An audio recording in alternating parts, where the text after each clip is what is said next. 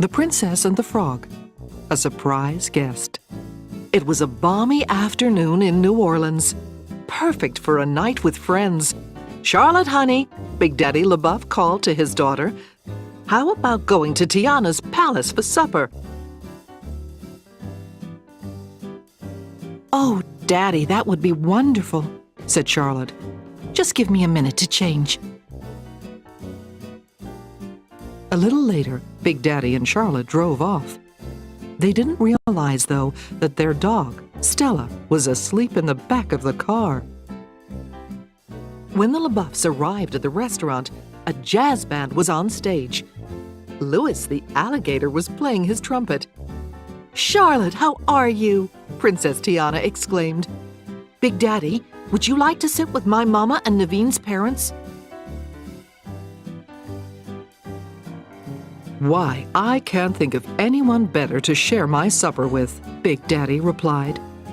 Soon they were all settled at a big table, while the princess walked around to make sure her other guests were happy too. Meanwhile, Stella had woken up and climbed out of the LaBeouf's car. Immediately, she caught the scent of Tiana's delicious beignets. Stella followed her nose to the restaurant kitchen, where the surprised staff welcomed her in. "Here you go, puppy," said one of the cooks. "Have some of this gumbo. It's a new recipe."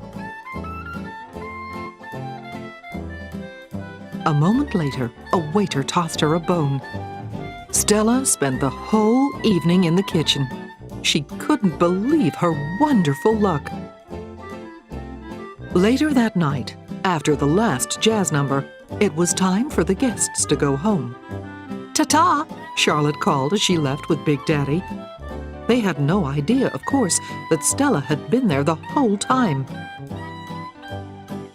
Princess Tiana's mother left with the parents of Prince Naveen. "I have never heard the band play quite that well," she told her daughter. "And that new gumbo was delicious, my dear." Meanwhile, Louis and the band went to the kitchen for their evening meal. As soon as she saw the alligator, Stella began to bark. "Now hold on," said Louis. "I'm here for the gumbo, not you, little dog." But Stella was still frightened. She kept barking and growling. The band and the kitchen staff looked at each other. They didn't know what to do. Tiana and Naveen heard the barking and rushed in to see what was going on. "Stella," exclaimed Tiana, "what are you doing here?" "Don't worry. Louis is our friend. He wouldn't hurt anybody," she said. "That's true," Naveen cried, putting his arm around Louis. "He is nothing but a big guy with an even bigger heart."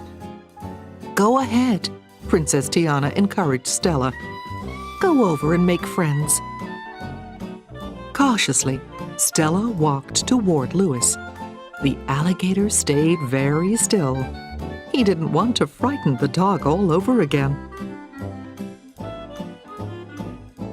Soon, Stella realized Louis was harmless. The dog wagged her tail. Then she smelled some delicious chicken. Tiana smiled. "Let's get dinner for you all." The princess and the kitchen staff put together a supper out of that night's leftovers and took it out to the dining room. While they ate, Prince Naveen played the ukulele and Louis happily joined in the song. Stella helped herself to Tiana's tasty beignets until at last it was time for the staff to go home and rest up for another busy day. "Come along, Stella," Tiana told the dog. "Time for you to go too." The prince and princess brought Stella to Charlotte's house, where no one had even noticed yet that she was gone. "Good night, Stella," said Princess Tiana. "Now that you know how much fun we have at the restaurant, you should come by more often." Stella barked. She knew she'd return to Tiana's palace the next chance she got. The end.